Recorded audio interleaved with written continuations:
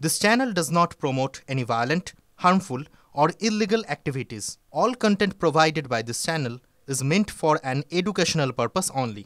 Top quality और consistent performance के लिए सिर्फ सिल्वर पंप्स नाम याद रखना।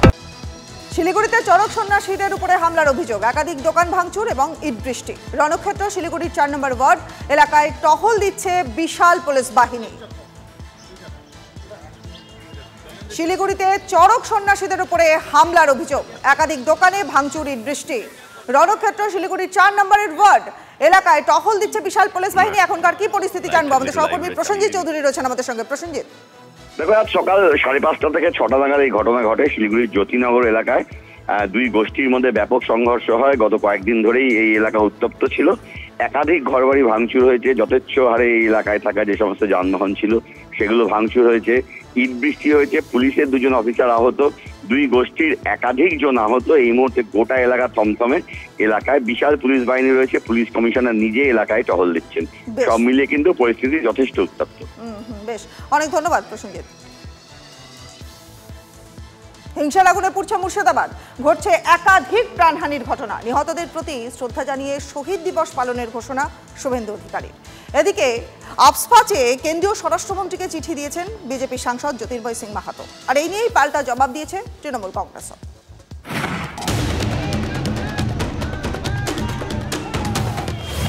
ওয়াকফ আইনের প্রতিবাদের নামে তাণ্ডব। মুর্শিদাবাদের সুতি ধুলিয়ানে আগুন, ভাঙচুর, বোমাবাজি, মৃত্যু। হিংসায় নিহতদের প্রতি শ্রদ্ধা জানাতে এবার শহীদ দিবসের ডাক দিল বিজেপি।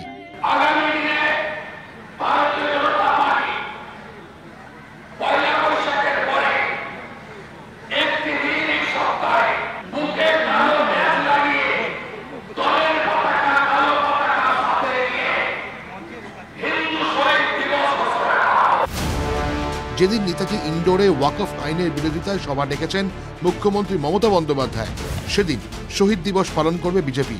অতীতের খারাপ ঘটনাকে নতুন করে বিষ ঢালার কাছে ব্যবহার করা হয়, তাহলে সেই দিবস পালনের সার্থকতা থাকে না।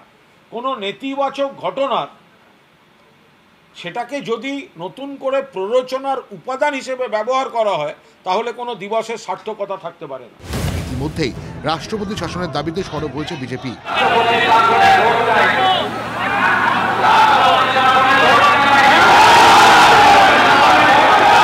একসময় কাশ্মীরে জ্বলতো, আমরা জানি মোদিজি বালতি বালতি জল দিয়ে নিভিয়ে দিয়েছেন, কারো হিম্মত নেই। আজ কাশ্মীর চেয়েও খারাপ অবস্থা পশ্চিমবাংলায়। হিংসা বিধ্বস্ত এলাকাগুলিকে উপদ্রুত ঘোষণায় দাবি করেছেন পুরুলিয়া বিজেপি সাংসদ। আফস্পাচে কেন্দ্রীয় স্বরাষ্ট্রমন্ত্রীকে চিঠিও দিয়েছেন জ্যোতির্ময় সিং মাহাতো।